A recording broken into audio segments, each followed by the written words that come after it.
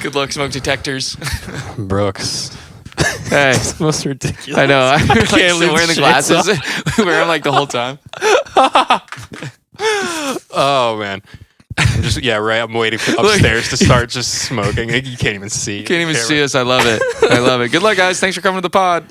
So we got a set change. Just a little one. Oh, I love it. This is so fun. I knew we had to make it ridiculous. When I knew we had to have a conversation, I was like, let's just make it weird. Yeah. Like I feel like your TikToks bring that energy of like That's the goal. a little more than needed, but I want people to look at it and just go, either be like, I love this, or go, what is he doing? That's exactly That's my brand. That's it. That's what this one's called. The episode is what are they doing? Just getting more and more foggy. We're like, we really set ourselves. It'll get better. It'll get more of a vibey. Nice. Well, how are you? This just looks cool to look at. I know, it feels good, dude. I'm like, I'm gonna buy a fog machine just to it makes everything in your house more epic. You just walk in, you're like, this is cool. Imagine you walk in somebody's house and this was This is it. This is the environment. They're like, hey man, welcome to the session. I'm gonna make a video of that after this. That's what I'm gonna start as, where it's like you just walk in and then everything's a vibe and you're like, what did I walk into? It's like, you know how they make fun of the memes on the internet of like, yo, come make beats at the studio, and then the studio is like the meme is like it's Harry Potter like in the stairwell underneath, or it's like the milk crates on the very milk small cartons. Yeah, that's your meme right there. It'd be like my studio, and it's this. Yeah, right I'm now, like, welcome to my studio. Super epic cinematic shots. Okay. First question. I'm ready. Give me the hair care routine. What are we doing? Hair care How long does routine. it take? I gotta know. 20 seconds. 20 seconds? Well, I have to let it dry. Like I'll shower, whatever. Let it dry, and then I feel like that's the statement piece. There's got to be more than 20 the seconds. secret. All it is, dude, is this. No, I'm just kidding. The secret is I just use like putty, Old Spice. Putty. Old Spice putty. Yeah, throw that in there a little bit, and then before you know it, it's just magic. That's it. Wow. I can show you after this. Maybe we can like style your hair to look exactly like mine. We should just Photoshop. My goal is just to get everyone's hair looking like mine. That could be something. That's what is it? It's like the Minion thing or whatever, where it's just like Yeah, you have a whole army of Brooks. Everyone's got this. I'm like, welcome Brooks, everyone. Brooks the boy army. Brooks the boy Brooks army. and the boys. That could be Brooks and the. Oh, we're on to something. Yeah. Yeah, I love it. Brooks, the boy and the boys. Brooks the boy and the boys. That could be. Why isn't that your band name? Brooks and the Boys. I thought about it, but I didn't have a band when I first started. I was all by myself, and so I just recently really formed a band, and the guys are awesome. So that was like, I thought about it. I was like, could I change it again? Should I? And Brooks, then Brooks the boy and the men. Yeah, Brooks the boy and the men, the fathers. What brought you to Brooks the boy? My TikTok, actually. So when I first made TikTok, it was 2019, and obviously for the longest time it was just Brooksberry, which it's a great name, love it. But when I started TikTok, they didn't have Brooksberry was already taken because I was a little late to the game on TikTok. Gotcha. And so I was with my brother Piers, and I was like, "What do you think of like Brooks the boy?" And he's like, "Don't even think about it, just do it." And I was like, "Okay." I thought you were gonna say, "Don't even think about it. That's awful." Yeah, he pretty much was just like, "It doesn't matter." Almost, he was like, "Whatever." And then I was like, "Okay."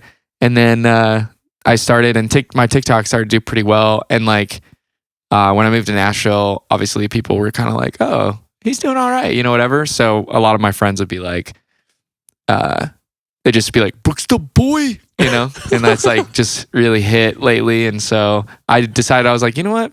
That sounds like an artist name. That's a little bit more fun.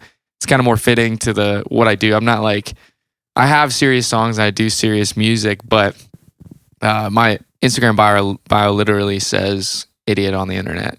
So idiot on the internet. At the end of the day, I'm still that, even though my songs might hit a deeper chord lyrically.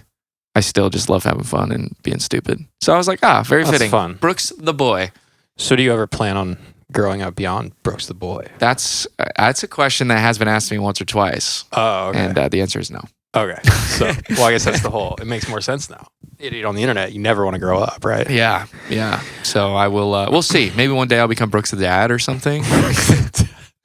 So it's like it's gonna carry through your whole entire life now. Yeah. You never lose. Yeah.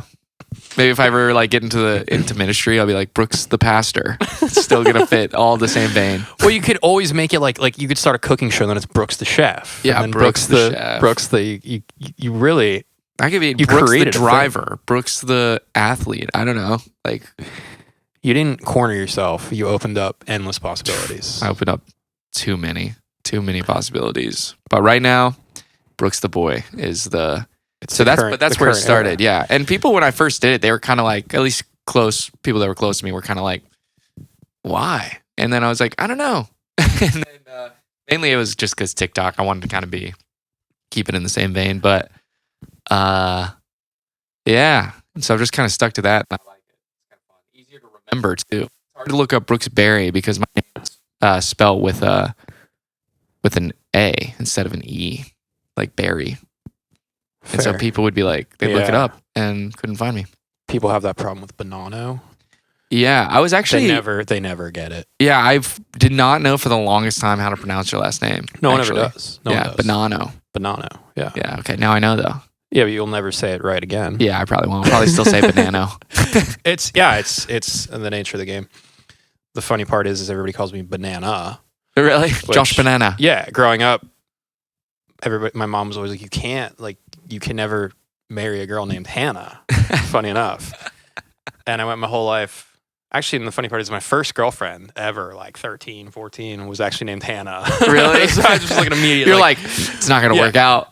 But I just recently got married, and her name is Hannah. So Oh. it came full circle. Full circle. Of First- Hannah Banana. So- Sorry to Josh's first girlfriend, wherever you are. We didn't mean it. But yeah, maybe there's like the teenage rebellion in me was just like, no, I'm finding a Hannah and I'm marrying her. Yeah, Bonanno, which is a monster to spell in and of itself. So Yeah. I get it, but I leaned the other way. I'm just gonna own the Bonanno. Yeah, name. you can make it cool. It's like Coldplay. Apparently, they got that band name because someone hated it, and then people got it wrong all the time. But then they made it popular, and everyone knows that name now. Yeah, that's pretty. I didn't know that. I didn't Yeah. know that they took it because somebody else didn't want it. Yeah, they took it from a band that got rid of it because they hated it. They were like, "This sucks," and they're like, "We'll take it." I didn't know you could just trade band names like Yeah, that. I didn't either, but I I'll mean, it's a trade different you. world nowadays. I don't want this name anymore. Yeah. I don't want Nowadays this. you could just use whatever you want, and Yeah. then you just show up on somebody else's Spotify, and then know. you have to put out a statement being like, "That's not my music." Dude, I've had that a couple times. Have you Like, really? Yeah, certain Spotify things would come up, and I'm like, "This isn't my song. How do I get this off?" But so I did like the whole like back end research of figuring out who to contact, what to do. I wonder, have you ever had this happen? Somebody stole my music once. What? And put it up under their own name and was monetizing off it. Interesting. Yep. How'd you get around that? Well, my collaborator on the project, who's the top liner, basically like found out who the person was and was like literally threatening him on Facebook. Oh, wow. And then the guy like responded, was like, "I don't know what you're talking about. I didn't do it."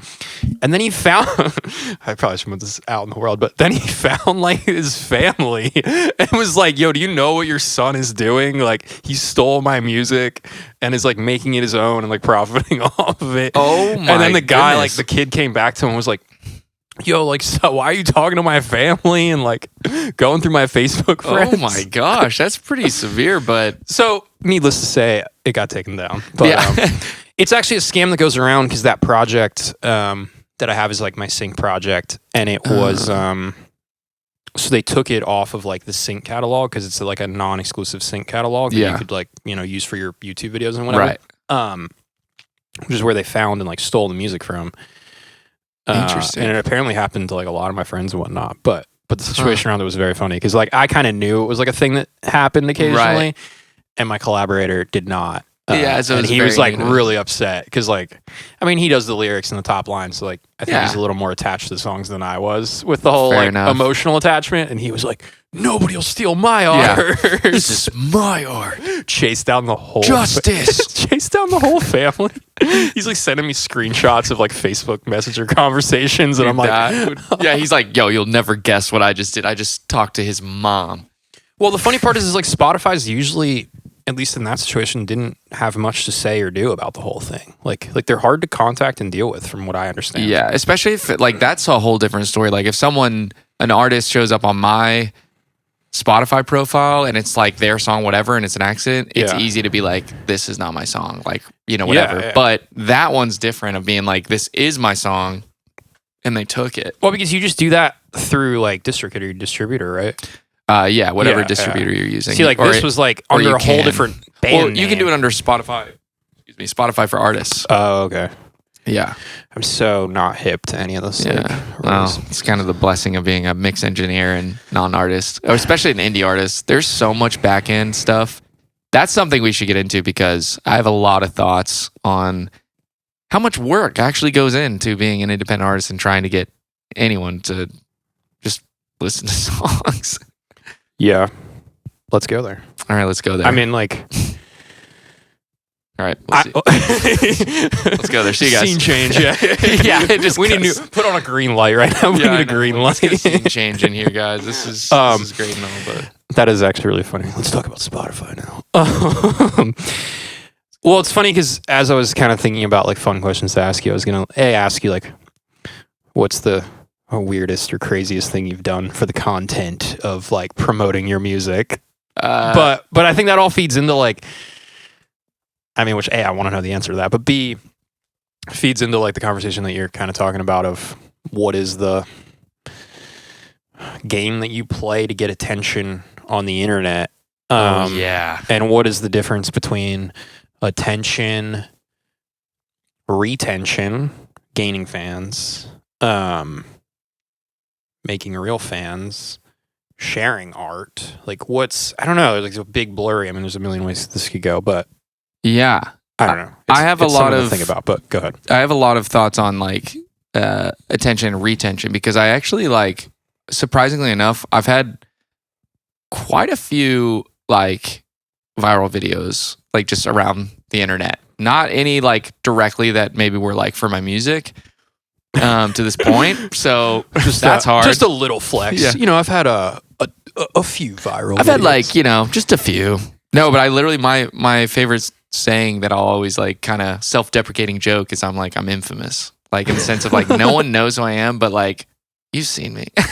You're a one-hit wonder for pretty much, viral dude, TikTok videos. Literally like TikTok, but also like YouTube. Fun fact, I had one video that back in the day, this was a lot, especially for me, but I made a parody video and it like in the first day had like over 100,000 views. Wow. And like I gained like 3,000 followers or something. Which, I mean, that's a whole nother trip to go down, but that's something that I nerd out on. It's like 100,000 5 years ago was like today's million. It was crazy. And today's million is kind of becoming a thing where it's like, you only got 1 million? Yeah, you're like, oh, cool. Good job, you know? But that's a different self-deprecating. Yeah, and that was, I think that was actually now, I think 10 years ago, maybe 11. Wow. Yeah, so you've been doing the content game. Yeah, I mean, I grew up essentially like just diving into the content. I started because I wanted to be an actor, and then it just kind of, you know, whatever. But my thoughts on like the attention side, like especially it changes, I think, because like I've really seen there are certain things on the internet where like obviously it's like really cool, really professional, and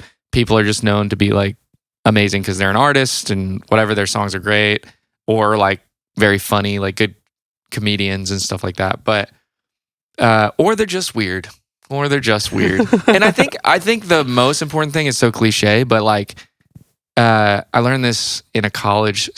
It was like a stand-up comedy class, actually. But he would always say we had to write a stand-up for our final and like perform it to the class. And I was like, one of the classmates was like, "How do you even start that?" Because I was like, "Yeah, I don't know, dude. That's different. Like, it's one thing to just like, you know, banter and like make jokes, but like to write something that you hope people will find funny, that's hard."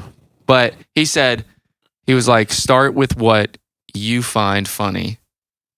And he says, and then he like continued and was like, because there are other people out there that are just like you, and you might not know that yet.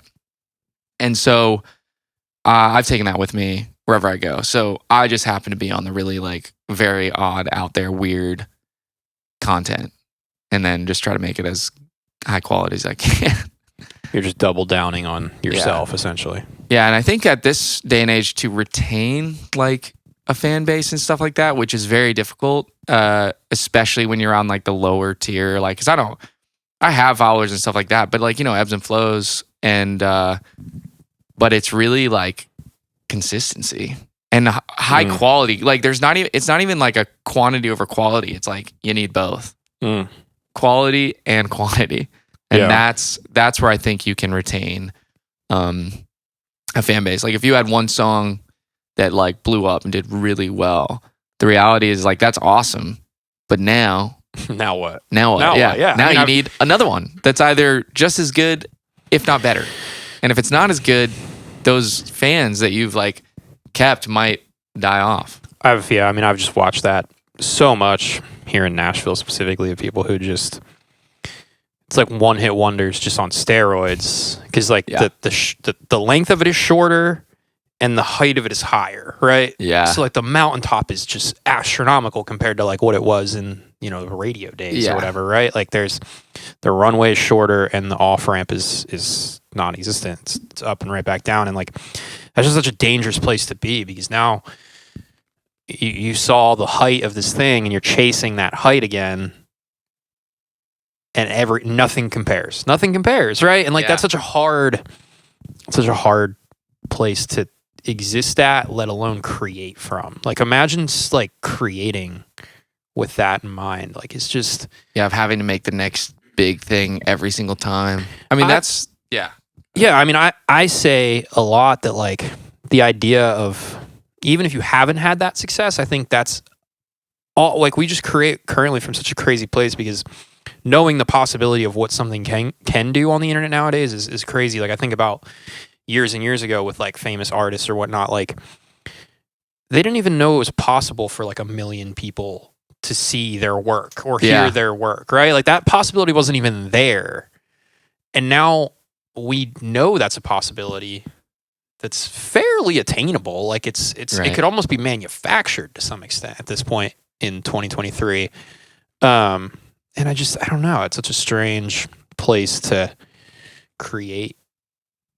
It's just an interesting landscape. I don't know what to do about it or with it, but I mean, it's something I think a lot about. Yeah, it's one of those things at this point. Like, I think people, obviously, there are a lot of people that want to reject it, but I mean, you can look at history and like we've experienced change every decade. All the years. I mean, it's so much change, and now we're just going at a faster rate. But when it comes to something like that, like I just was watching the other day, a friend and I, we watched the Coldplay documentary, and that's why I brought up the Coldplay thing, because I'd seen it before, but it was like now it's been in my brain because they like took the band name, whatever. That's what I was talking about earlier.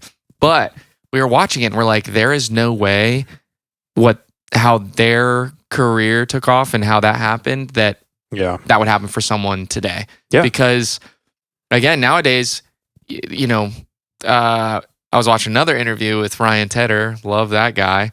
And he was talking about how many songs are uploaded and like what big bands are doing now. Like, if a song doesn't do well on the internet, they don't even release it. Like, they'll shoot out demos and stuff. Yeah. And if it's not well received, they're just like, oh, I guess on to the next.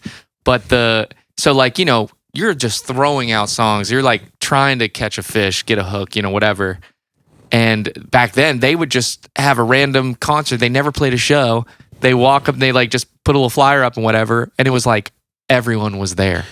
Do you think it's a gift or a curse though? Do you think having the testing panel of the internet is helping us make better art? Because like you're saying, if we put it out and like we don't get the reaction, we don't even pursue that thought anymore? Or is it creating worse art? I think like, is the boardroom helping us refine things better? I think it goes back to kind of a little bit of what you were saying when you're constantly chasing that big hit. I do think it has the potential to make worse art because you're just trying, and also still good art because like pop culture art, like what the most people would like be drawn to clearly they decide that that's a whole different story, but they like it. So therefore, does that make it good art? Yes. But I think it's less, it's not as original. Like I was talking about this the other day because the song will probably be out by the time this thing comes out, but like Taste Like You, which you mixed, that's Sure. how we met, which is awesome. That song, I was like, I really think that lyrically and artistically, some of those things are going to go over people's heads. Sure. Right. So, but I came to this decision like way earlier in my, I guess, career, whatever you want to call it. My goal wasn't, I would love to obviously have a fan base and get to tour the world and sing my songs. Cool. But I wasn't like, I was still growing and whatever. And I came to this term where I was like, I just do it because I love it. And so it's a way that I get to express thoughts and ideas, and I want to do it well, but I'm not going to do it just to like please. You're not doing it for the audience. Yeah, you can't. I at least. You can't. That's an important. I think you can't. Otherwise, it is going to be worse art. I'm not disagreeing with you on any of this. I'm just playing devil's advocate with it. In fact, I think I'm agreeing with you on the fact that this is like a Rick Rubin thing, I think. But like, I don't think the audience can be trusted. Like, I don't think. Sure. One day they'll love you, the next day they'll hate you. Well, we can't even trust what we want, right? Like, we're all just children inside who, we want a quick dopamine hit, or we want like the cheap sort of non-fulfilling thing. And I think there's been this shift in where artists used to create from more of a place where you're talking about that fed people that maybe it wasn't an immediate like hit of dopamine or like drug hit, right? Right. That we all want because we're all addicts, with the dopamine thing. Brother. But long term, the art that artists were creating was much more fulfilling, It's the difference between picking up a book and reading a book and scrolling on TikTok, right? Like, which one sounds more enjoyable to you right now? Scrolling on TikTok sounds a whole lot more entertaining. Yeah, because like it's a hit of like cheap, quick dopamine. Reading a book doesn't really sound good. It takes discipline. It takes time. Which one in 2 hours are you going to be thankful that you did? True. You're going to be thankful you read the book, right? Yeah, and it's like, I don't know. And that's... Well, there's like a different hit with that, too, because that sounds terrible. It's a different hit, but like kind of true. One's fulfilling, right? Like it's the difference between like, do you want to drink a beer right now or do you want to go for a run? Yeah. I want to drink a beer right now. Yeah. Do I want to run a mile? Absolutely not. Like, which one will make you feel better after you do it? The beer, for sure. But like... only for a minute, though. Exactly. And then look back on it in a week. If you continually make those choices, now where are you at? Yeah. You're a raging alcoholic and you're fat. Like, if you ran a mile every day, now you're fit, healthy, and going to live a couple more years of your life. Yeah. And like, that's the human problem, I think. And I think it's seeping into art and artists and the way they create. Because artists are also at their core looking for the dopamine hit of wanting to be liked and wanting the attention. Yeah, exactly. And it's kind of a catch-22. And I mean, I don't know. I'm not here to like... Well, I still diagnose anything. Like, I'm just I know what you mean. Observing to some extent, I think. Yeah. But I've been having that conversation with people recently, and it's an interesting thought of short-term versus long-term fulfillment. I agree. Even within the creation process, like you're talking about. Like, I think you're going to die a lot happier knowing you made something. Yeah, I made something that at the end of the day I loved, you know, and that's what it always comes back to is I'm like, do I love this? Do I, like, even if no one listened to it, would I listen to it? I know that sounds like, because then that reaches the world of like, oh, you're kind of like just into yourself and this and that. I'm like, no, I want to make stuff that I enjoy. I'm not going to like make a painting and like not want to look at it. I don't know. I mean, you should be proud of the work that you make. What if you make it just because you need to get it out though? That's the big thing that I'm talking about is like there is that pressure, which I still struggle with a little bit. The pressure of like making music that I want people to like because I like it so much, right? Like you want to find those people, but then obviously if they do like it, there is that pressure of like, oh, I got to do another one, And I definitely feel that pressure, but that's again like at the core of what I try to focus on, and I encourage anyone to focus on. One, if you want to do it, work really hard and do it. But two, if even if something doesn't hit as hard as you would hope, which like that's me too. Again, at the end of the day, I think it's important to me, I think it's more important to love it. Even if I have to get something out, I'm going to be like, no, it's worth it to take that time and make something that I am absolutely proud of. And I don't care what anyone thinks.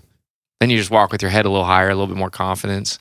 And you aren't worried about those people being like, yo, this sucks, you know? No, and so I just kind of do that. Yeah. Yeah. Yeah. I mean, that's an interesting. Yeah. Because then it made me think of another thought. Because you say that. Thoughts. But if everyone, I'll let you kind of dive into this. I want to know your opinion. Because like then, if you do carry that, the devil's advocate that I will play this role in now, if you, hold on, give me a second. I'm going to make this thought, but we need the mood to be right. Oh. We got to make sure that both of these, because we're playing devil's advocate. I mean, when you have the resource to do so. This. Oh. Okay, now we're deep in the devil's advocate side. I love the idea that some people are only going to listen to this and not even know what we're talking about. They're just going to listen. Yep. They have no idea that we're changing lights. And yeah, I should tell them like we just changed the lights to red. I'll do a voiceover later. Yeah. I'll hire some like voiceover actor to like. And the lighting was changed to red. Chapter 2. Yeah, Chapter 2, Devil's Advocate. All right, I gotta. So I don't lose my train of thought. Obviously, if you walk and you're like you don't care what anyone thinks, and you think it's good, I do think it can't be fully by yourself.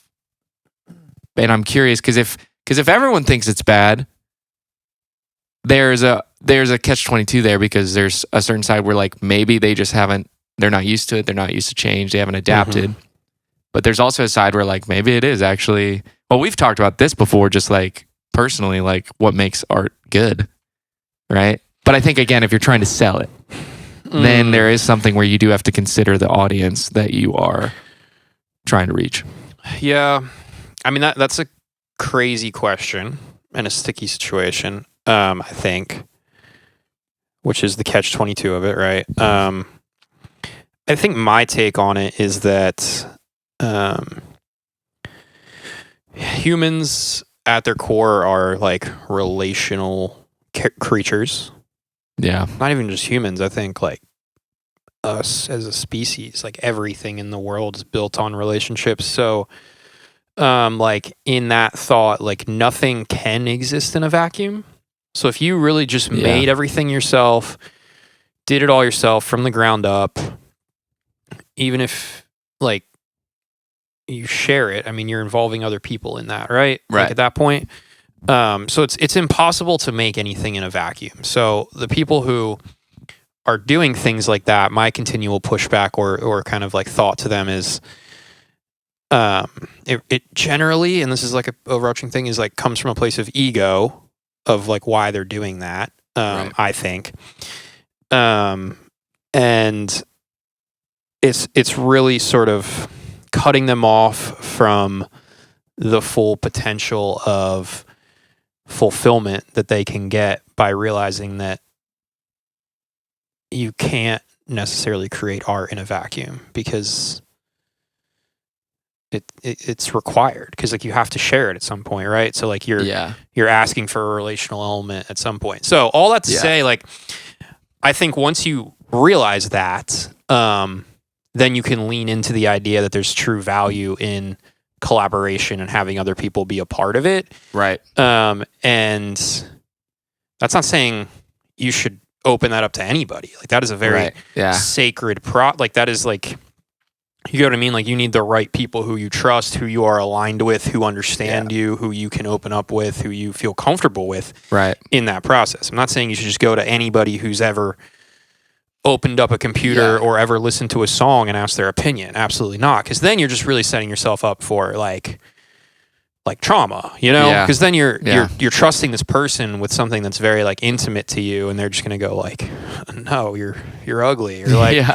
you know, This sucks. yeah. I mean, I'm not even trying to tailor it specifically to music in this conversation, because I think this goes for any Yeah. art form in general, and you could make a claim that anything is art to some extent, Yeah. right? I mean, it goes into acting or comedy or music or painting or Yeah. Construction. anything. Construction, sure, Building, architecture, whatever. whatever. Which is funny that all those things that we just named, like everybody would agree, like that. Oh yeah, like that's a thing that requires other people. So like the idea Yeah. that music is like the thing that everybody's always like, no, I do it all myself. Like I don't need a team, or I don't need Yeah. people, or I can do everything. Like Yeah. is kind of funny to me. Yeah. It's. Like imagine an architect being like, oh no, I do it all. I got it. do bro. it all. Yeah. Designed it, built it. Like I don't even know what else goes into it. 'Cause Yeah, there's I don't so know many anything. phases to it. Like Did all the plan, the blueprint, everything. CAD design, I lifted the cement. Yeah. I made the dirt. Like Yeah. what? Yeah. So the idea of something like that is funny to me. I don't know, and I think people. The other thing is, maybe if it's not coming from a place of ego, I think a lot of times people get burned pretty early on in their careers. Yeah. They get hurt, right? They trust Yeah. somebody who maybe even was worthwhile trusting in the moment, but the relationship turns sour or whatever, and they get hurt, and they just go, I'm never trusting anybody again, you know? And that's Right, like, you yeah. see that in life all the time, where people are just like, I'm never dating again, or I'll never fall in love, you know? And it's like, I'll never trust Yeah. somebody. And like, Yeah. what they're really saying is like, I need to heal. Yeah. You know, I need was to like, hurt. I need yeah, to, like I need to heal. So I think I've gone far enough away from the question to forget what the question was at this point. But that's my sort of take on. I think the close was like that you kind of can't, basically you were saying you can't make art into a vacuum. And like you can, but where it becomes something even more beautiful and like outside of yourself is when you can involve other people and you find your people that is for that it to, community. yeah, for it to exist as art in a way that we understand it as humans, other people have to, like, I made a painting in my mind right now, Yeah. but it doesn't exist because I didn't put it, like, there's no way for me to communicate it, right? Yeah. Like, I didn't put it out in the world. Like, Yeah. I think it's the best painting in the world, but like, I can't, I can't Yeah. prove it. Yeah. You're like, I think it's amazing. Yeah. But no one's so, gonna see it. Like, So- you need a team around it. But it comes down to like forming relationships that are trusted Yeah. That's something that and true, which is what a fan base is, right? yes, a very important part is the fan base because they're the ones that are consuming the art and receiving it or whatever lane you're in for art. At the end of the day, they're the ones doing that. But obviously I think it's important that you said the thing where it's like having a team, like people that are involved.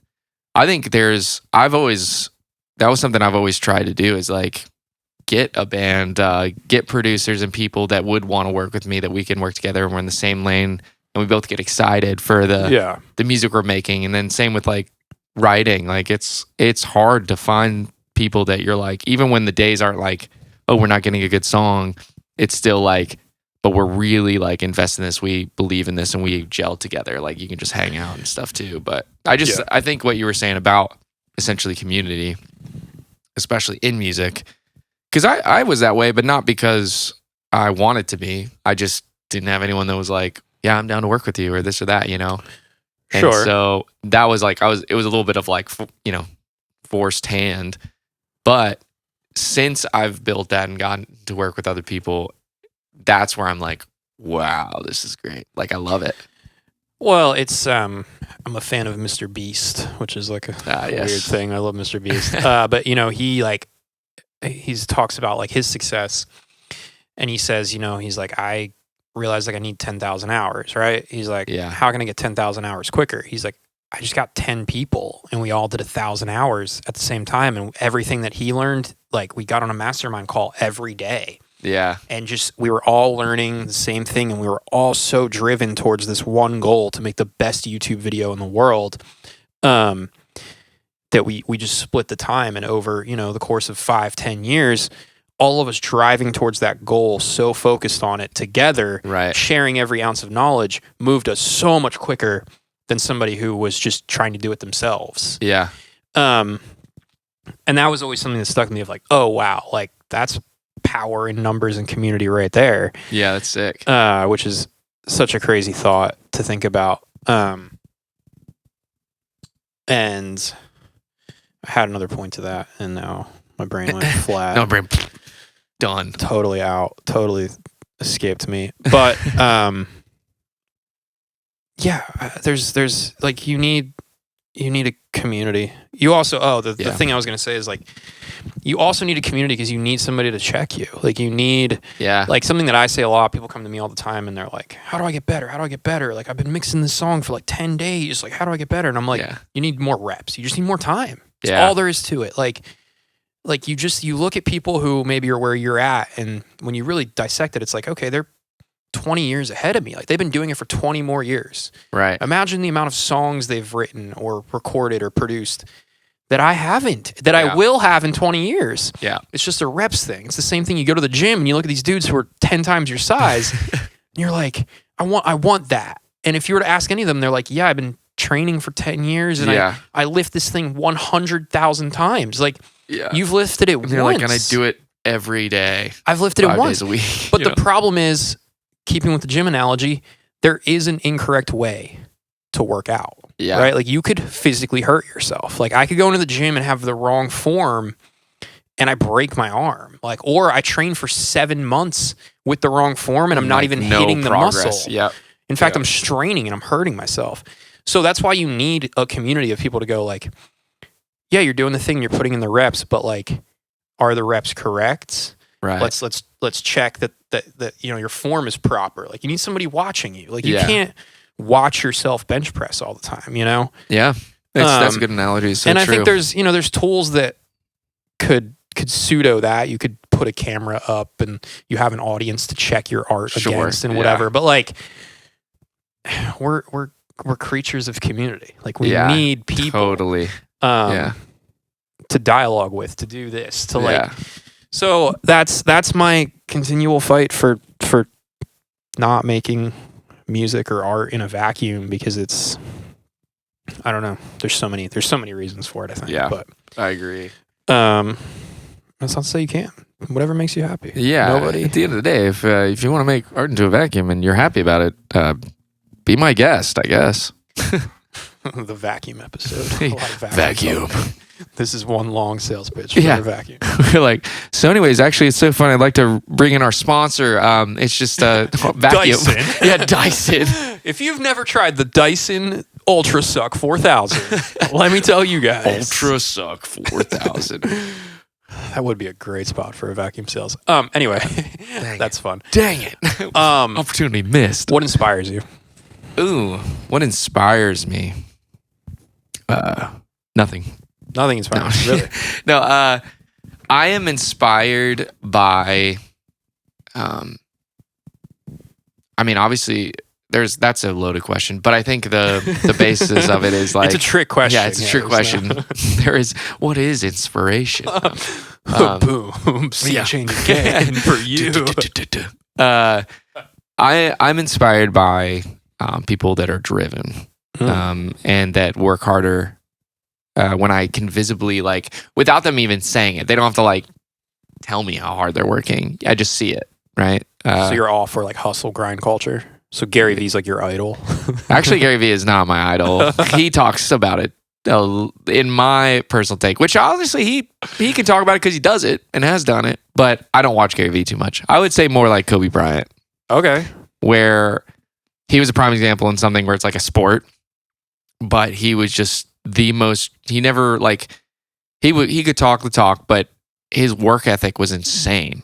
Like he would work so hard at everything he did. He would take that extra time, and so I've talked about this before. But he is like maybe as far as a person that inspires me, one of those people. And then on the flip side, when I see joy, someone just has so much joy in what they do, and I think again another person in that light who's at least of fame would be Chris Martin.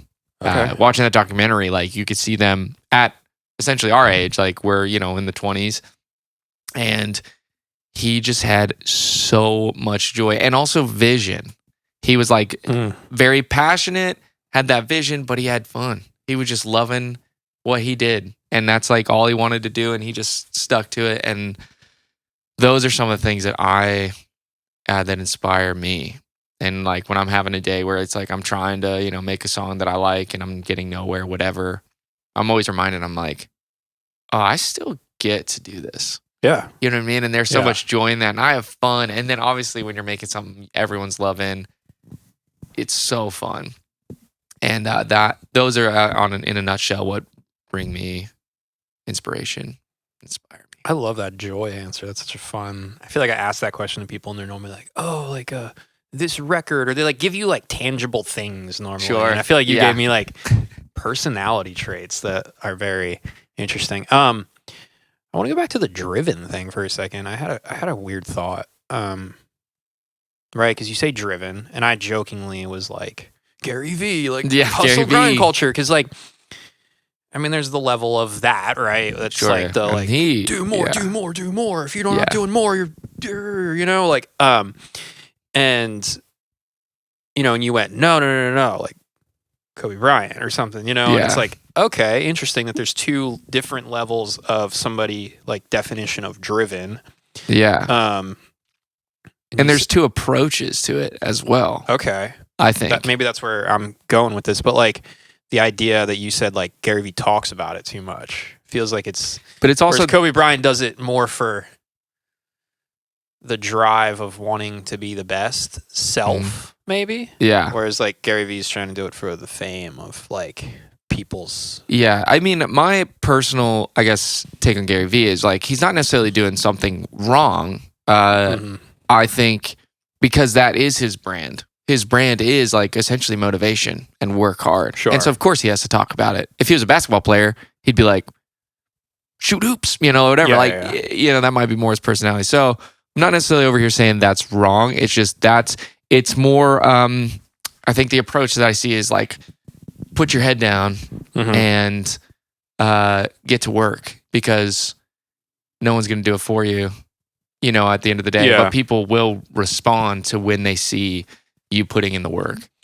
I think it comes down to like communication too. Like the way Gary Vee communicates that principle is very different than the way Kobe Bryant communicates it, or anybody. Yeah. Like everybody communicates it different. And everybody on the receiving end needs to be communicated differently, which is why somebody might be more inspired by Kobe Bryant versus Gary Vee, or like. Yeah. And I think to differentiate, one, I grew up, when Kobe Bryant was alive, RIP. But I grew up kind of just seeing him, watching him. Sure. He was him and LeBron James were those two basketball players that I kind of saw. But Gary Vee came into play like a couple years ago, at least for me. I didn't really know of him until recently. And I think what I was drawn to was the fact that he doesn't say it like Kobe Bryant. He didn't say it. He just knew it, and he acted like it. And then he just backed up what he was doing. And maybe it was like the silent drive, where it's like later he kind of talk about it, or no, really it's like people would talk about him. He wouldn't talk about himself. He doesn't need to talk. Yeah, he doesn't need to talk about what he's doing and all the things he's doing. He's not trying to prove anyone his value. He just is living it. And but it's like you said, Gary Vee's a motivational speaker, right? So he kind of has to. That's his thing. Kobe Bryant's a doer and a basketball player. Basketball player. Yeah, he's a winner. Like he's a competitor, right? But so that's where it separates, I guess, a little bit. But there's a thought in that I think is interesting and important. That something I talk about, which comes back to communication. A couple of months ago, communication was like very top of mind for me, and something that I talked a lot about, and it still is something that I think about. That like everything you do communicates something. And that's not where I'm necessarily driving with this conversation, but that's just a thought that I like a lot, that I think more people need to like be aware of, because I think people do things often without thinking about what it's communicating to people. But my point of what I was going to say to this, of like, Gary Vee being a motivational speaker, Kobe Bryant being a basketball player, I think is an important lesson in fully understanding who you are, right? Because Yeah. like Gary Vee has multifacets to like what he does. Like he's True. not just a motivational speaker, right? He's Right. a marketing genius. He brands things. He's Yeah. a YouTube star. Like he's an influencer. Like influencers and motivational speakers are different. Like Yeah. the whole thing. So it's like, And he's but good like at there's, it. but I Yeah. think there's a level of like awareness that you have to have in yourself of being like, I'm this. Yeah. And I see that a lot in musicians and artists not realizing what it is, the thing that they are best at, right? Because like most people, even if they are artists or have a ton of fame being an artist, I don't think are truly every part of an artist, right? This goes back to the community thing, right? Sure. Like I'm trying to think of a good example, and I don't know Coldplay or Chris Martin enough to like explain that, but like certain artists like might be incredible performers, right? Right. Yeah. But they know that their strong suit isn't songwriting. Mm-hmm. So they have other. So they probably rely heavily on like songwriters to help them have the best song that showcases them as a performer. Yeah. Other people, you put them on stage and they're like watching like a dead fish. Like Yeah. you don't want to see them play live. Yeah. But they could write an incredible song, or they have the best guitar chops in the world, or Right. they're an incredible songwriter, or whatever, like whatever it is. But I think, or they're an incredible storyteller, right? Like, Yeah. like some artists have a lot of success because like everything about them is like a great story, right? Like maybe John Mayer's like a good example. Like I'm not a huge fan. John Mayer's music's good, but I think him as a personality is more Sure. the interest. Like he's more of a interesting person, celebrity icon than he is a true musician. And maybe that's the magic of John Mayer's. He also is like a very good guitar player, and like, Yeah. he's kind of got all the things that like work for him. But I think he's also very aware of that, which is why I think he's Yeah. And he's like. a very self-aware person in general. Yeah. And I think it's important. It is important to stick to a lane. And that, like, even going back to Kobe Bryant and Gary Vee, they stuck in their lane. They know what they're good at. Correct. And they went with it. And I think this is an interesting one too, because I struggle with this because there are things I'm good at, but then there are things that I'm passionate about. Wow. Okay, so there's things that you're good at versus things you're passionate about. Yeah. That maybe one doesn't give me that like kind of inspiration, the joy of life, and like the drive to do more as much as the other one. So even if maybe you're bad at the even one. if you're bad, yeah, exactly. If I'm bad at the one that gives me the most joy and I'm passionate about it, that's something that like where I think about like sticking to a lane, because I could stick to a lane of what you're good at. what I'm good at, but I'm not passionate about it. It's not my dream. It's not like what I love and would do. And that's a good one right there. Yeah. Because I think that's something a lot of people don't realize, and it's hard because people will affirm you in things, and like it feels good to have the affirmation Right. of like you're very good at this, or like that, or like Yeah. especially like if you're getting hired like in a creative field, Yeah. like yeah. I continually get hired to mix records, and like maybe I don't like mixing Yeah, records you're like, anymore, maybe, And I think yeah. it's a moving target. I think it changes too, It and I can, think for you have sure. to check yourself in that. Does this still bring me joy? And if the answer is no, I think there's poking and prodding to do of like, why did my relationship with it change? Did I lose some boundaries around the Yeah. yes to why I'm doing it Yeah. or whatever? I like that thought though. That's an interesting thought, Yeah. that there's a difference between things that I'm good at and things that bring me joy and I'm passionate at, even if I'm bad at it. Yeah. Well, my greatest example is music and video. Like Yeah. I've grown a lot as a artist, singer, Mhm. whatever, player, writer. But that's my passion. That's like what I love to do. And I'm like, I will sit for hours. I could spend my whole day and I don't even come up with a song, but I don't regret it all. Like I love it. Where with like video and stuff, I've like traveled all around the world doing video, kind of deal. But it's, to me, I'm like, that's my job. Like that's Yeah. what I have to do to make money, I guess. I'm not passionate about it. I'm not going to just, if anyone needs help, be like, yeah, I got you, because Yeah. to me, it's like a little bit more of a chore Mhm. than actually like a passion.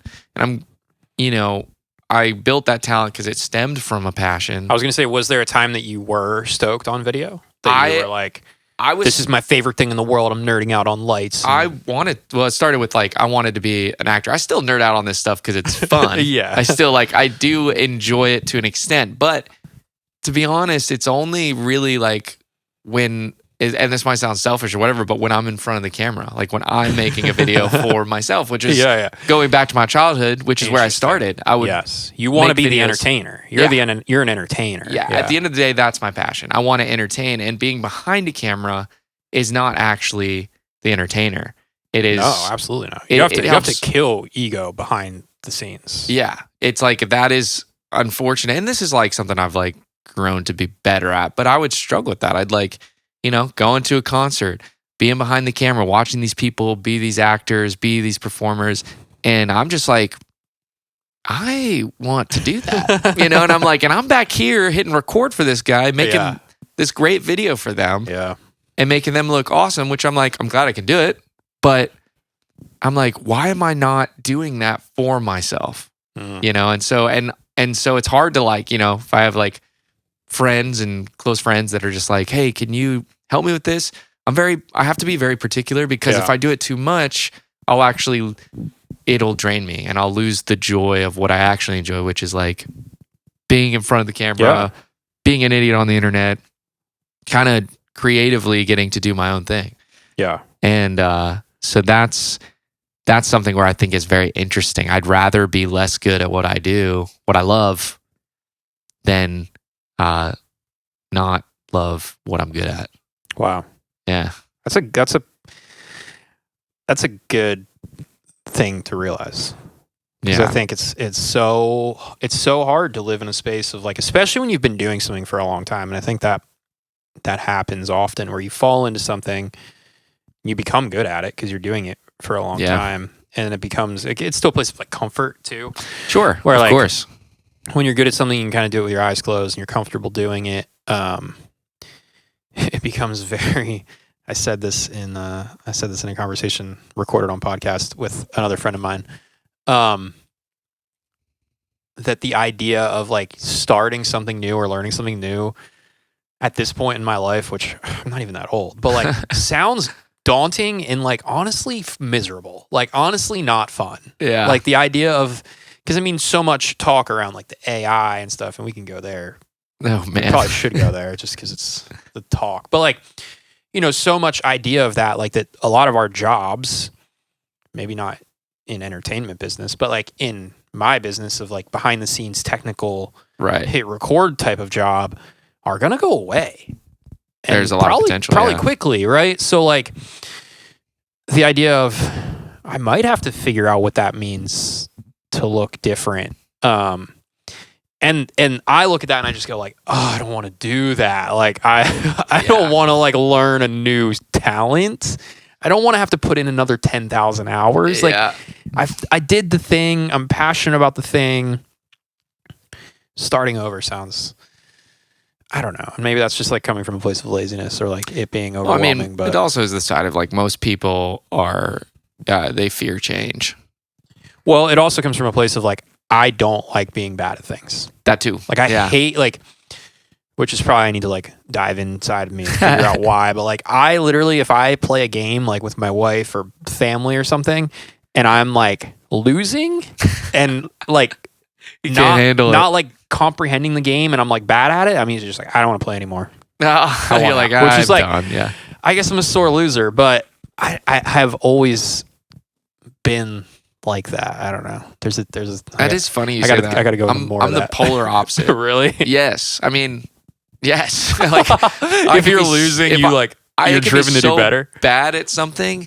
Yeah, I definitely have a lot of drive to do better. But when it comes to like games, we'll just start there. Okay. When it comes to games, if I'm bad at it, I don't care. I'm like, as long as we're all having fun, I can be the worst one at this, and I'll just, whatever. But or if there's something that I have fun with and I enjoy, I'm just driven to be like, I'm going to work hard and become the best I can at it, and understand that it's going to take time. That's music. I think I told you, but I got into music really late in comparison to most people nowadays. And but I loved it. And so I was like, yeah, Yeah. I'm not the strongest here, and I'm not going to be for a while.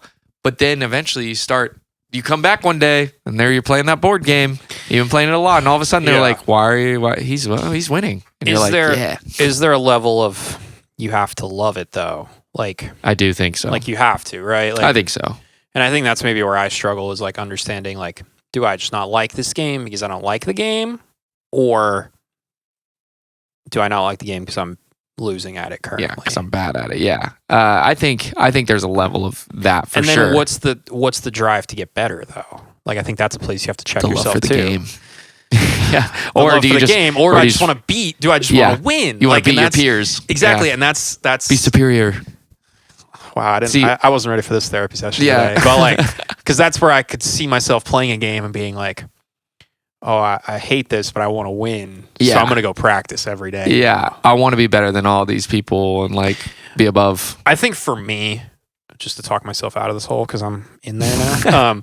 For me, anytime I've felt that way about something and I've even like gone to pursue it, like let's say I'm going to pursue the idea of like we're playing a game and I'm bad at it and I'm like, I just want to win. Like he's coming back next week. I'm going to practice every day. Yeah, Yeah, thanks for we're changing getting the into lights. a They were brighter. coming out of the this red thing. was like a little bit much for a bit. I've always found myself not like actually doing it during the week. You know, like I've never like you catch yourself in the bad intention sometimes. I think. Yes, for sure. For me at least. I don't know. If, No, but I've that's- definitely been through that, and I think it depends because I mean, in the music side, it's that rejection or something, and I'm like, some of the motivation is like, I can't wait to prove you wrong, like, and then it motivates you to work harder. Yeah. So I've definitely been in that sense of like, But the deeper core of it wasn't that. The deeper core of it was I love this and like I don't really care. yeah, I do want to prove you wrong a little bit. It's gonna make yeah, me there feel is really a drive good. because it's like, oh, this will be fun. But like, you're already so in line with the I love it type thing that like that's what actually keeps you going. it starts with that, yeah. 'Cause Yeah. I mean this is a great conversation because I mean that's an important part. And it's hard.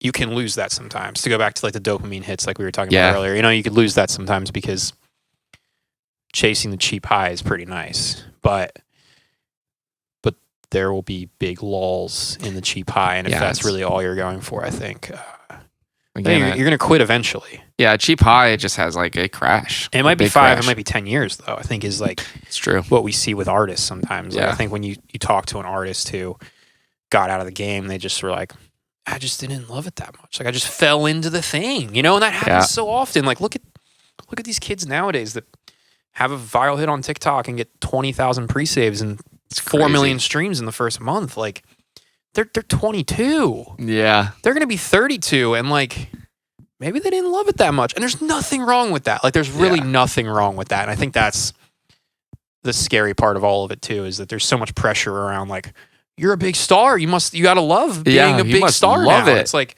there's no shame in going like, no, I didn't want this. Like I'm walking away. I'm walking away from this. Like yeah, there are some people that are like, this was an accident. they're bred, like they live off it. That's like what they were meant to. There's some people, that just kind of fell into it and they're like, oh, I don't like all this fame and limelight and whatever. But it might take you 5-10 years to realize that. It's like exactly. That's the kind of thing because that again, sucks. it's the dopamine rush. Like at first, you're like, this is kind of exciting. Like wow, these people are really, giving me attention and they're blah blah blah, and then, but eventually it could get to a point where you're like, who am I anymore? Like, am I doing this? Is this me? I just wanted to cook. Yeah, I wanted to be a chef. Pancakes at Waffle House. Like, it's funny because like going to high school, there was a couple people in like my graduating class and like different and they were significantly better musicians than me.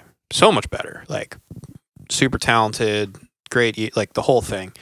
And when we graduated, I went into the music thing full on, like went to school, did the whole thing, and they didn't. They like one went to like nursing school, one did something else, whatever. And I was just like, what? Like, why? It doesn't make sense. Like, you guys are so good. And it's crazy.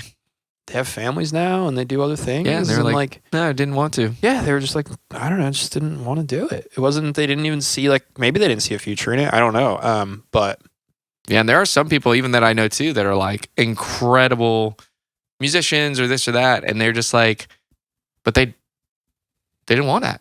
They didn't want it. They just were good at it. They enjoyed that aspect of it, of what their world was and the extent that it was at. But I was like, wow, this person's so good, and they just didn't want it because. Well, it just comes back to what you said that inspires you is like joy. Yeah. And I think that's, I think so many people, there's just so many miserable people in the world who are just unhappy. Yeah. And I think like, if more people like were inspired by joy, I think we might have a different life. This is like a whole different conversation. Yeah. I mean, when I kind of came to that, even inspiration or whatever, like realization of like more the feeling of joy, people who have joy, that inspires me. It was like my life and perspective on life really changed. Like I stopped worrying about certain things of being like, oh, like I only got like 4 likes on this video or this or that video didn't blow up. And I was just kind of like, whatever. I was laughing like my butt off and having my like so much joy just making what I made.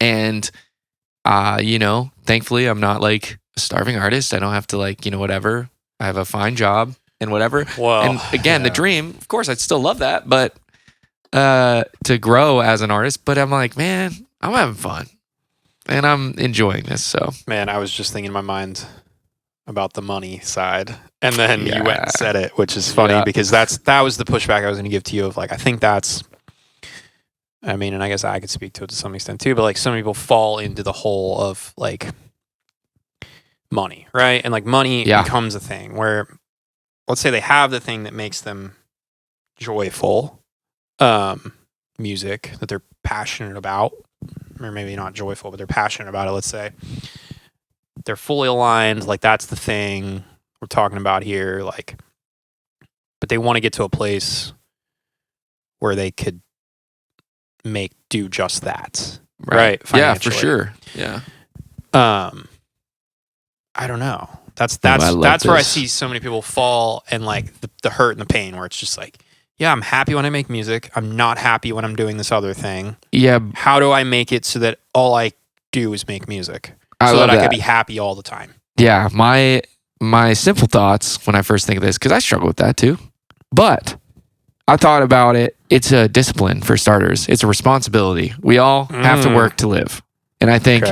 I like the word responsibility. Yeah. And it is. It's like I am responsible to pay rent. I'm responsible to, pay for groceries, for my food, for this or that. I might have a family, and that's even more of a responsibility.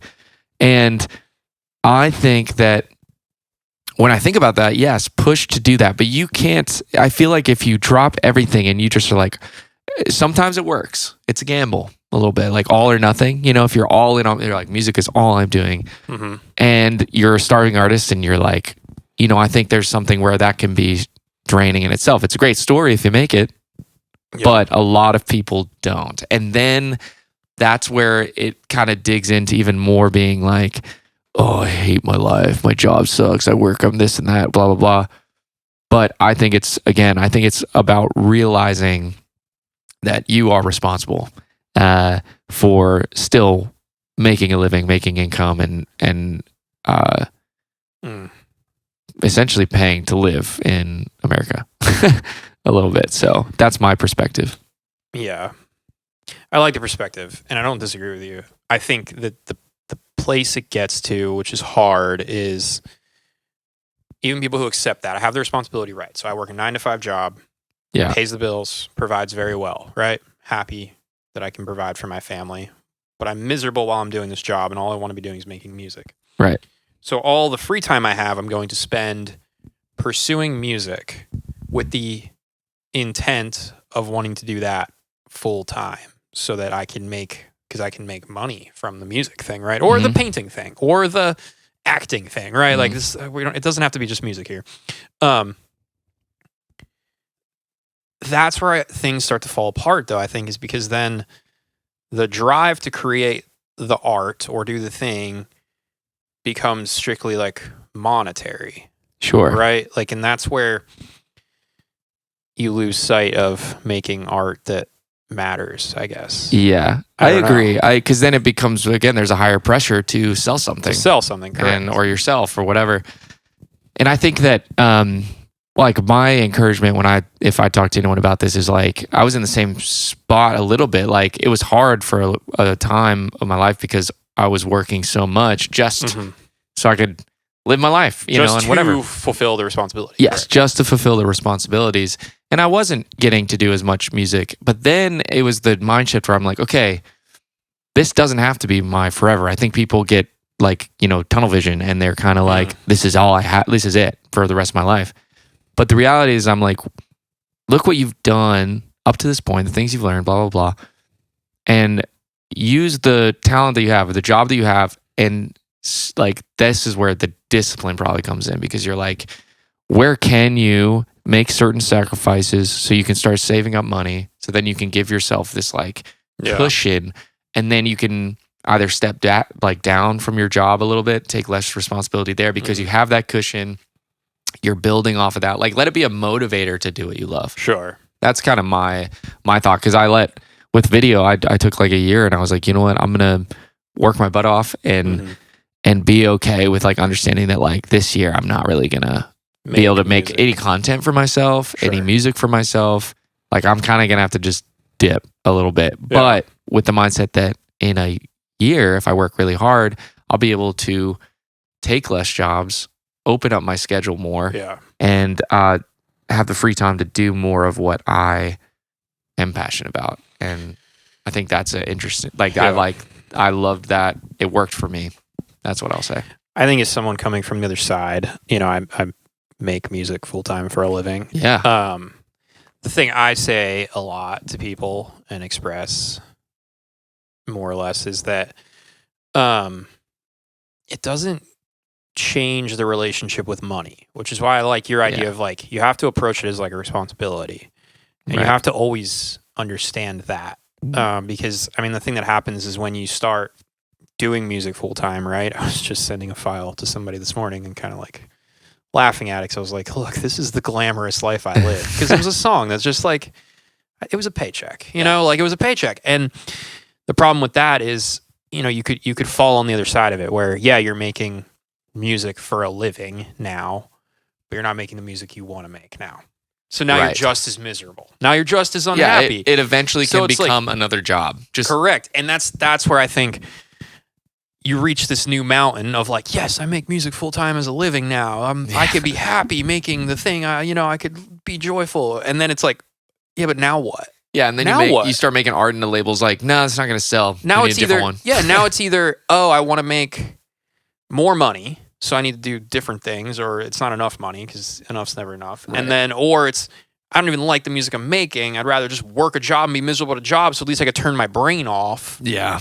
Because now I work for myself, and I work 24/7 instead of 9 to 5. And when I clock out, you know? Yeah. So I think that's the catch-22 that is hard, that when you don't, it's not always about chasing. And the truth is, I think the happiness, is maybe what I'm pushing back. I was going to say too, is like, the truth is it's a choice at the end of the day. Joy and happiness is a choice.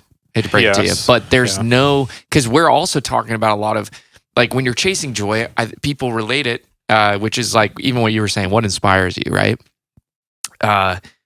People generally are chasing tangible things that bring them joy, right? Joy, like a record or money or popularity. Like, that is kind of a tangible thing that will give you joy, but nothing's going to give you joy forever in this, outside of yourself, outside of this choice that you have to make every day, and recognize how awesome this life is. How I think about that. I've talked about this before, but I went through a lot of health stuff a year ago, last year.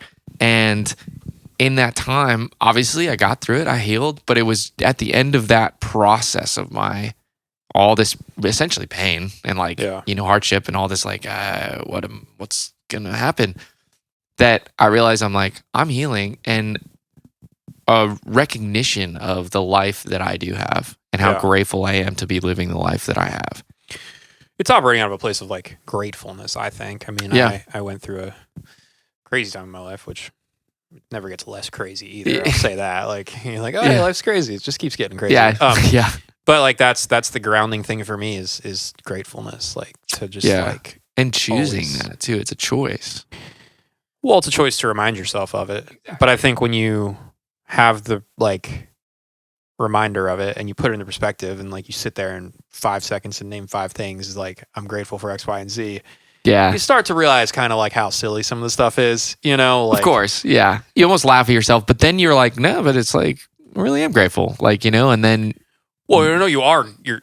I'm not saying that you're not. Oh, grateful. like It's how silly the negative or whatever the yeah, feelings how are. like we can get so stuck in this Yes. like most people, and I assume most people listening to this or watching this, like we're incredibly privileged. Like as humans Yeah. living in 2023, Kinda like the are. fact if you have any device that you could listen or watch this on, like you're privileged. Yeah. You know, like it's and that's the reality of it. And to like get caught up in like the negatives of things, which Yeah. you know, I'm not the most joyful person in the world and I could be Sure. negative, but like to get caught in that loop of things is But that's where going back to it, the community side of bringing in people that check you, where it's Sure. like someone having a little bit more of a cynical approach actually can be beneficial. You know what I mean? It's a bit because they're naturally more critical. They have a critical eye where like someone who's coming in with like this, oh yeah, let's go, whatever. yeah. They bring a brightness and joy and excitement to what things are doing, but sometimes they can miss the mark and they're not thinking about, Yeah. you know, Well, the it's negative. It's value and community. I mean, my Yeah. wife Circling it back. works in HR and like she loves to get into the like enneagrams and all that. Oh, yeah. Like, you know, not so Oh, much yeah. the like Sagittarius. Sure. Yeah. Not so much like the astrological signs as much as like your personality types. Right. Yeah. And I don't. It's all nonsense to me. But when you realize that people are wired certain ways, There's certain tendencies. Yeah. you can use that to your advantage. Like you're saying, like you can go like, oh, okay, this person generally is gonna be overly optimistic and happy, and this person Yeah. is gonna generally be And you understand. pessimistic. Like you Yeah. could use those. You could use that as a tool, and that's coming back to what you're Exactly. saying of like you build a community of that. And it balances it out in a correct way, or knowing what you are, knowing you need somebody positive in your life, you know, like you need, Yeah. you know, just imagine 2 grumpy people living their lives together, like Yeah. It's it's not, It'd be great. yeah, you're just gonna like live in this hole of just sadness constantly. Yeah. But 2, you know, overly zealous, happy people are gonna try and set the world on fire and probably just burn out pretty quickly. So you need that balance for sure. Yeah. But there's also tension in that balance, right? And that's where I think a lot of people. Of course, there always will be. Yeah, but tension's hard to navigate. And like, what is? How can you experience joy if you have never experienced any kind of suffering? Well, there's, I mean, yeah, that's the tension, right? Yeah. Like, Exactly. But it's about where you put your attention, Yeah. right? Because- Exactly. Because there always will be that you know, to every positive there is a negative. So that's just natural, you know, like whatever. So, or there can be, and you have a choice of how you react. You do, but you also have a choice of understanding what you react quicker to. Yeah. And then when I was in therapy, I literally said that. I was like, I feel like I resonate with and like understand like sadness and like low emotions Yeah. more than I do happy ones. Like if you Sure. were to put on 3 songs right now and 2 of them were like very sad and 1 was happy, I'd pick the sad ones all day long. Yeah. Even if like Yeah. they were out of tune and like bad. Like Yeah. there's like something wired in my brain that like is in tune to like things that are more melancholy. For and, sure. like- And surprisingly, me too. yeah. Actually. Yeah. I'm that way But which too. is funny though, because like you wouldn't maybe necessarily think that Yeah. maybe about me, but not about you. Sure, You know what yeah. I mean? Like I'm a little more of a dark aesthetic type of person. Sure. But it's the awareness of that. Mhm. Like I think there's so much in my mind that's always like once you're aware of something and you kind of continually remind yourself of it, you start to shift a little bit in the Yeah. opposite direction of being like, I don't know, I know I'm like wired to like these more, but like I'm gonna Right. force myself to put the happy one on because long term I think it's gonna Yeah. help. Yeah. It's a balance. Yeah, it goes back to the would I rather drink a beer or read a book right now. Yeah, exactly. Definitely drink a beer. We all know that. But you have to deny yourself sometimes. You have to. Yeah. You have to. You have to have discipline, responsibility. It's what it all comes down to. I mean, I did one of these podcasts, the first one with Sam Moses, who was like, Yeah.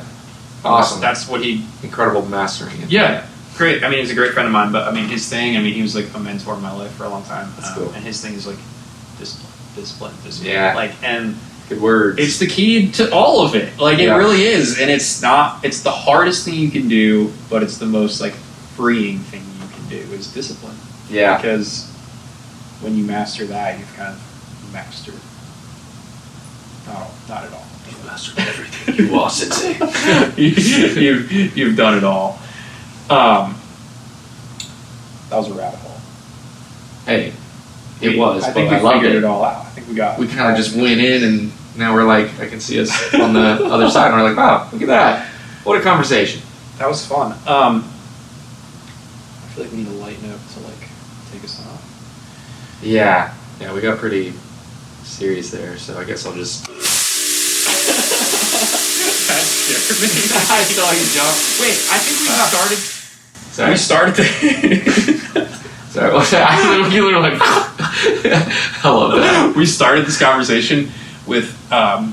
You never even answered my question, which is, what's the like weirdest thing that you've done for content, Oh yeah. or like craziest? Oh man, I mean, I think one of them is I flew to LA to do a video with this girl that I met from high school. It is technically the video concept. And I literally we booked the ticket and I kind of did it. It was a little bit more planned than the video portrayed, but that was one of the craziest things. You met her from high school? I have one more. Yeah, I'll tell you the story after. It's just like, go watch my TikToks. Wow, self-plug. Yeah, self-plug. This whole thing is just an ad. Yeah, just an ad. One of For them. Dyson vacuums and Yeah. Brooks the Boy. And Brooks the Boy. And I'm not getting paid for any of it. Yeah, I get paid for crap. The one actually, this is actually a funny story. We'll end on this. When I first started kind of in the YouTube world, like getting into making videos with my buddy, I had this one concept idea, and I was just like, dude, I just want to make a video where we just are starting our day, and we essentially get in like an argument almost. I'm like, did you just say this to me, whatever? And then he's like, yeah. And then he was upset because I wasn't talking to him, so he breaks my favorite plate, which was a penguin plate. He just pushes it off the table, and then I was like, that's my favorite plate. And then I go in, and we're like mad, and I grab his favorite glass, and he's like, no, like don't do it. And I smash it on the table, and this is like a whole video we actually did. I smashed it on the table, and then it just went to where he broke another thing, whatever, and then we just like, one of them he breaks, and it ends up being my gram. It's like her dust. And then I'm like, that was my gram. And we just start breaking all the plates. And this is my parents' house. My parents' kitchen. And we smashed so many plates. I kid you not, the video probably got like 500 views on YouTube. And then my dad I ended up having to tell him because I got like gashes in the wood flooring and on their wood table. Wait, so you were doing all this without them even knowing? No, they didn't know. They weren't there. Yeah, you could just clean it up without them. Pretty much, yeah. No, we were like, we'll just break all this glass. What happens when you post the video to the internet? You know what they say, ask for forgiveness, not permission, And afterwards, I remember calling my dad, and I was like, Dad, this is what happened, and we ended up getting gashes in the floor, and he was like not even, it was almost probably, he was probably so mad that he didn't even like react, but he was like, Brooks, I don't know what to say other than I'm gonna have to ban you from ever making videos in our house ever again. So I was like, sounds good. So, and that's why I started making music. And that's why I went into music, and now I'm a singer. But that is probably the craziest, at least, story that I hold near and dear to my heart. It was like, obviously learn from your mistakes, but it was so fun to make. I'll show you the video after. It's like, it's private now, but that's hilarious. Yeah. I love that they didn't even know it was happening. Yeah, they had no idea. He said just did it. And I was like, well, there we go. So that's where that's my craziest. There had to, yeah. I guess that's why my brain is wired so crazy. But my brain would be like, there's no way I could clean up all the glass. Like, my mom would have found glass somewhere. Oh, and then I would have like gotten found out. Well, I'm also like red-handedly, like I'm just turning myself in by posting it on the internet. Well, they're gonna be like, oh, what is that, CGI? Like, no, it was. Well, assuming they wouldn't like maybe watch it or something. Yeah, my parents wouldn't watch a video. Mine would. They still do. They still watch my videos to this day. So thanks, Mom and Dad. Number 1 and 2 fans. Yeah. What do you think, like, making YouTube videos taught you about making music? Do you think there's any correlation between the two? Because you got started making videos before you did. Yeah. Music, right? So, like, I think what it is like, one, it's storytelling. interesting. Okay. Those Yeah. correlate very one and the same, because a song, like, you want to have a beginning, middle, reprise, and end kind of deal. Sure. And that's the same thing. Like, there's a story arc in every song to some extent. Some, they don't have to go have as much one, but Sure.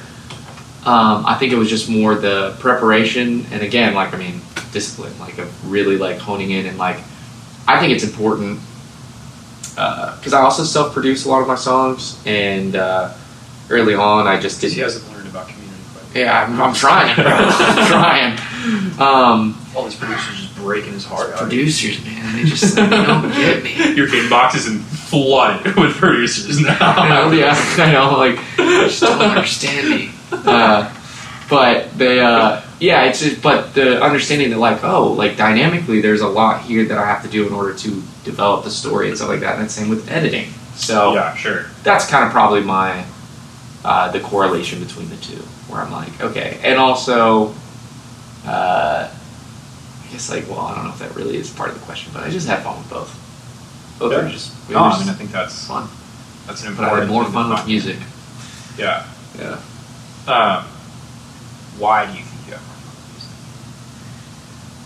with music? Coming from, like, somebody who was in the videos, like, you were the character in the videos. Yeah. One, it is something that, even though this kind of contradicts what we were saying, I think it's important to have community, and you make better songs with community. It was easier for me to make. It was very Music. Yeah, Gotcha. videos. I've gotten better now, and now I can make content pretty efficiently in, like, those kind of videos. But at the time, setting up the camera, I didn't have anyone who, like, really wanted to act with me in my videos. That had time, that had that kind of same drive. And I also, I really, I found my voice, and I love the emotion. Not that you can't get this with film, it's just different.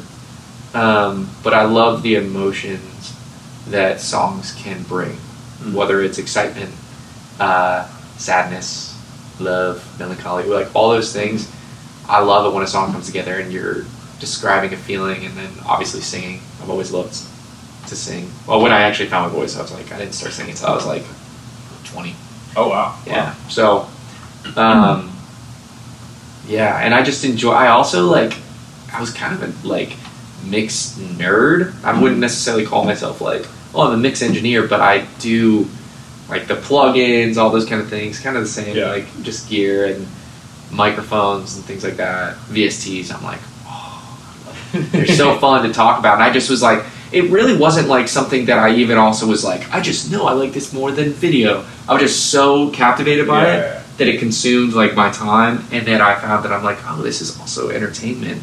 And then who would have thought that, like, 10 years later, or, well, I guess it's not for music, but yeah, for, like, in the music world, probably 7 years later, both are kind of required nowadays, which sucks. It's the devil's sword, but it is required to, like, be able to do content and then also make songs and whatever, and, like, at a high quality. And so kind of lucked into that. I mean, I think, I was going to say, I think that's a valuable thing to have, though. I was just talking with another friend of mine who's a video guy as well, and I was like, man, you have it so easy. Like, your music can honestly be a little more subpar compared to, like, others, because you know how to accompany the visual side of it so much more than somebody else does. Whereas somebody who might just make a really cool song without, like, the idea or concept or visual concept behind it, and they have to, like, piece together what that is later. Like, I imagine you're making music from a visual standpoint. Yeah. That even if, like, it's not fully fabricated, like, your brain is coming from a place, and even if it's not fabricated at all, when you put video to it, you know how to make that video super interesting with the song in mind, so that they're playing together in a way that is just more interesting than somebody who's like, I have this cool song, let me put a visualizer behind it now, right, you know? yeah. And when you get a little bit of a vision of, like, this, I mean, even this new song, Tastes Like You, I loved making the visual art for it. Like, it the colors that behind it, and then like the idea. Yeah. That for sure. And it's almost like my brain is like just wired with like two lanes that are just going in the same way. Where it is, it's like visual. Like, do I see something when I'm singing this song? Do I, even if it's like more, analogy or metaphor? That's the word I'm looking for. Kind of where it's like, oh, it's not like the clearest story, but like the visuals, how do they look? Yeah. So for sure, I definitely, and I'm grateful now where it's like, I have refound my joy for video. It's just I definitely try to separate like the job side from it, and only time that I'm doing it just for the joy of it is really my own content. Really. We have boundaries around it now. Yeah, exactly. And I think that's an important lesson. And I had to learn that. Yeah.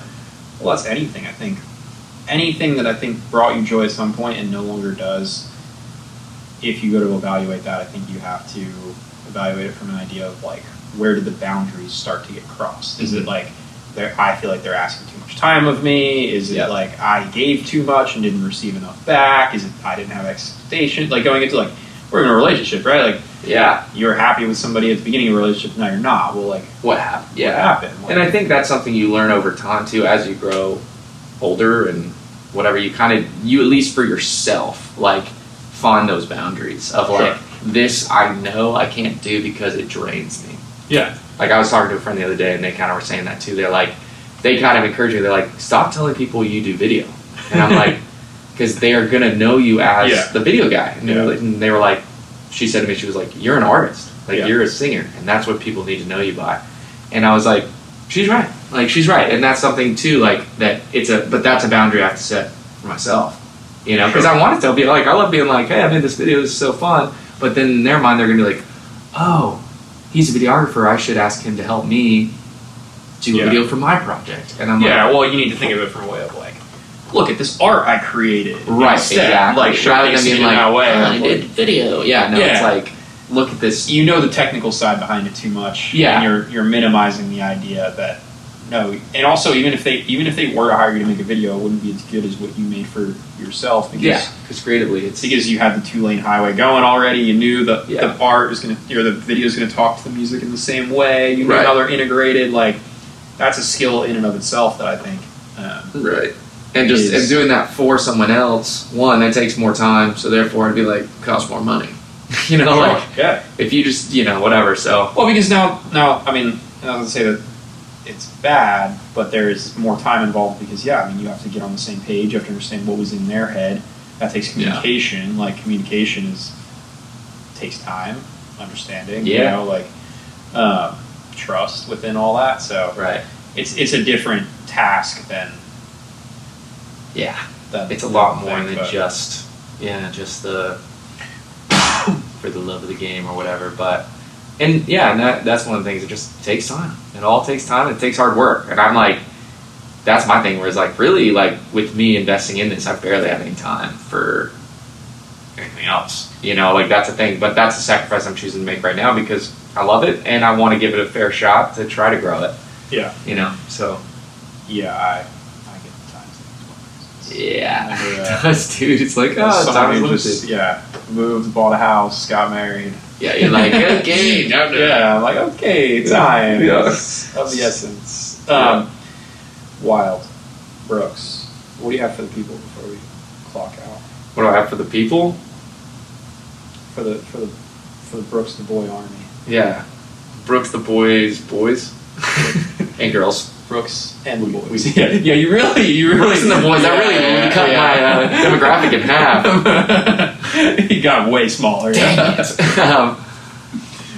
and the non-binary, gender conforming. Brooks and the people. What do you plan on doing in 2035 when gender is no longer a thing? You're like, well, tough. Retire, I guess. I don't know. I'd just like to say, if you listen to this whole thing, thank you so much for tuning in. I had a great conversation with Josh Banana.